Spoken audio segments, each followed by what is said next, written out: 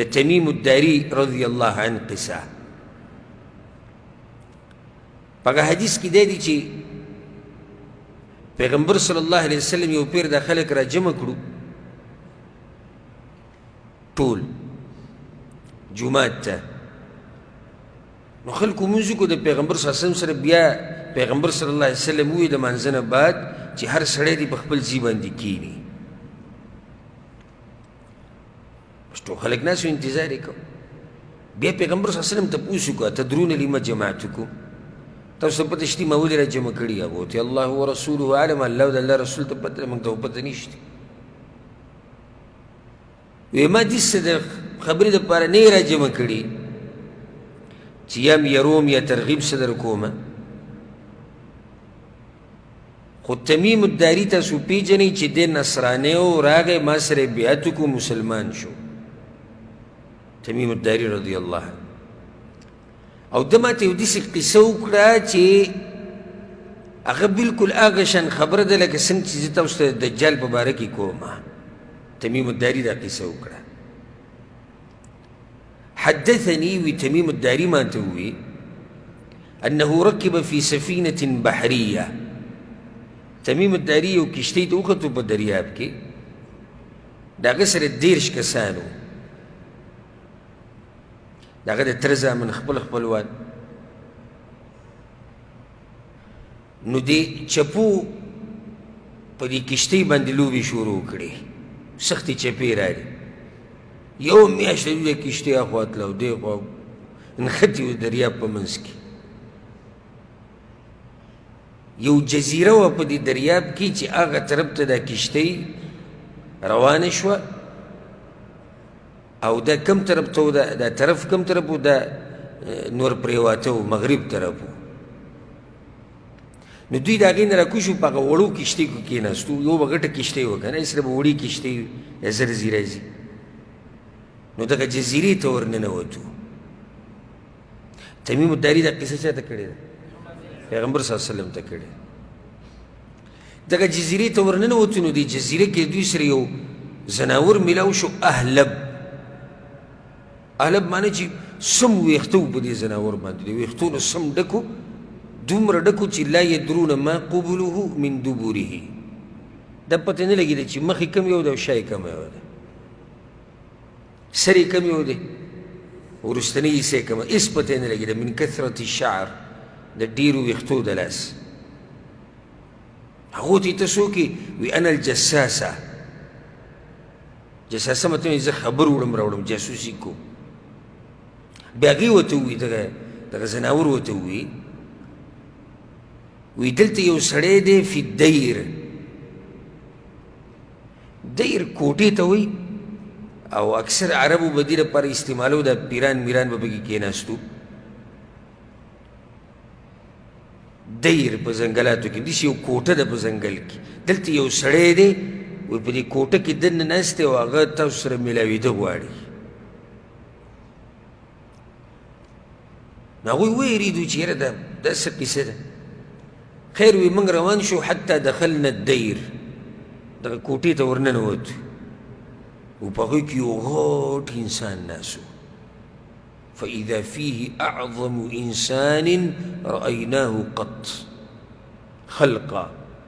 د بدن نه یو غټ انسان ناسو چې داسې موږ چې د به ژوند کې نه دی لیدلی او هغه تړلی شوی دی دا سړی تړلی شوی دی او دا لاسونه یې بیا د سټ پورې تړلی شوي دي او بیا د زنګنانو نه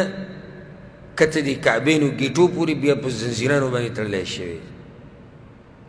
وی موږ ورته وایي چې ته څوک یې وی هغه وایي چې تاسو زما نه خبر شو خو تاسو څوک یې وی موږ ورته وایي چې نحن اناس من العرب د عرب یو موږ دغه شان په کشتۍ کې ور وختو او چپو چې دی دې ته راوستو بیا موږ سره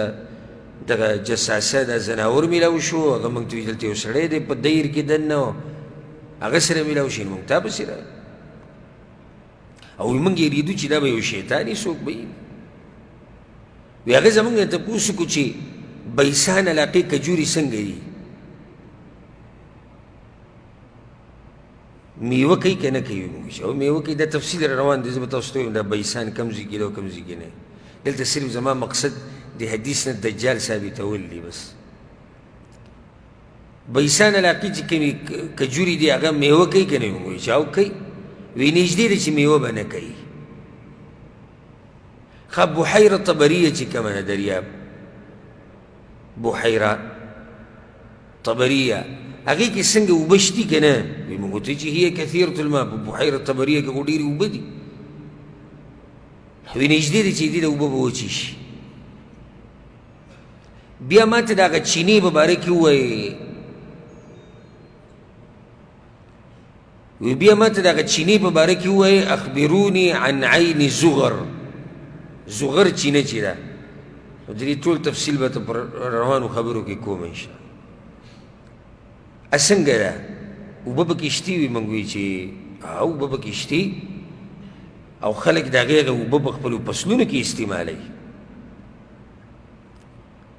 وی بیا موږ ته ووایي چې اخبروني عن نبي الامیین د انپړو چې کوم پیغمبر دی د هغه په باره کې راته خبره وکړئ څه چلي کړی دی وی موږ ورته چې مکې کې پیدا شوی دی او اوس یثرب ته تللی دی مدینې ته د مدینې پخوانی نوم څه دی یثرب وی تپوس وکړو چې اقاتله العرب عربو سره جنګونه کړي دي موږ وایي چې او نو یې څه چلي کړی دی وی په ټولو زوره ور شوی دی خو وی دغسې شوي دی موږ وایي چې او وی موږ ته دا وایي چې دا خبره یاده ساتئ غوره دا دی چې هغوی د دغه سړي خبره ومني د دې پیغمبر خبره ومني او زه راته اوس خپله خبره کوم انی انا المسیح الدجال زه دجال یم او نږدې دی چې زه دروځم او زه به درځم او په دې ځمکه کې به ګرځم فلا ادعو قریة الا هبطتها فی 40 لیله زه به یو کلی هم نه پرېږدم په 40 شپو کې به زه ګرځم په ټولو هر څه کې سوای د مکې نه او د مدینې نه فهما محرمتان علی کلتاهما دغه دوه ځایونه مکه مدینه دا په ما باندې بند دي هغې ته زه نشم ورننوتی دا حدیث امام مسلم راوړی دی په کتاب الفتن کې و اشراط الساعه مقصد زما دلته دا تفصیل را روان دی وروسته دجال اوصاف او کوم ځای نه به راوځي اوس کوم ځای کې دی او څنګه دی دا وروسته خبره صرف مقصد دلته څه